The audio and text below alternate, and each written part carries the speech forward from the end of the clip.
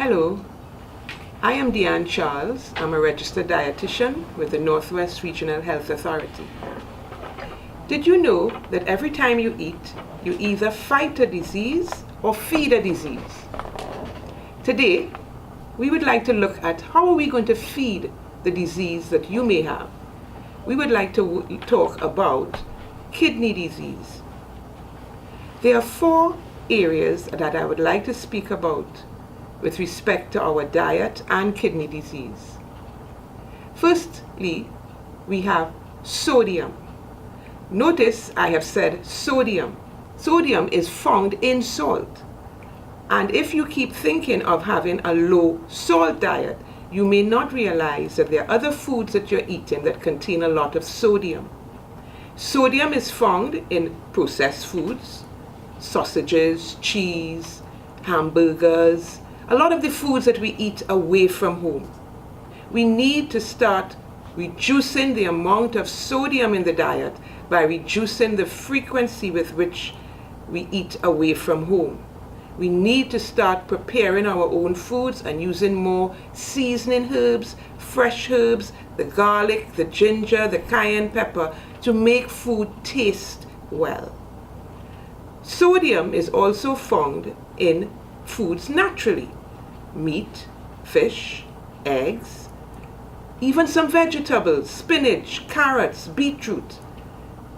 You need to be careful with how much of these foods you're eating once you are watching the sodium in your diet. Sodium may also be found in the condiments that you use. Tomato ketchup, prepared mustard, pepper sauce, a lot of things that we add to food after we prepare it. Secondly, let's look at protein. Protein is found in meat, fish, eggs, cheese. These are the high quality proteins. But we also find protein in peas and beans, quinoa, couscous. So we need to make sure that we are watching the protein. Once your doctor sends you to the dietitian, you will find that the dietitian will look at your diet on an individual basis and let you know how much protein foods you are allowed. You need to eat protein.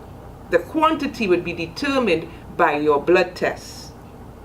Thirdly, we'd like to speak about potassium.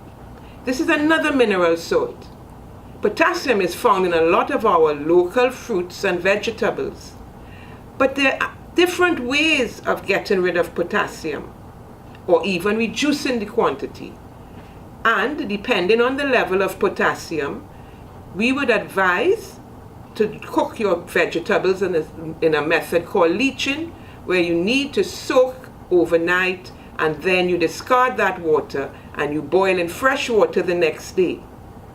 And then you eliminate that water and you use your vegetables accordingly.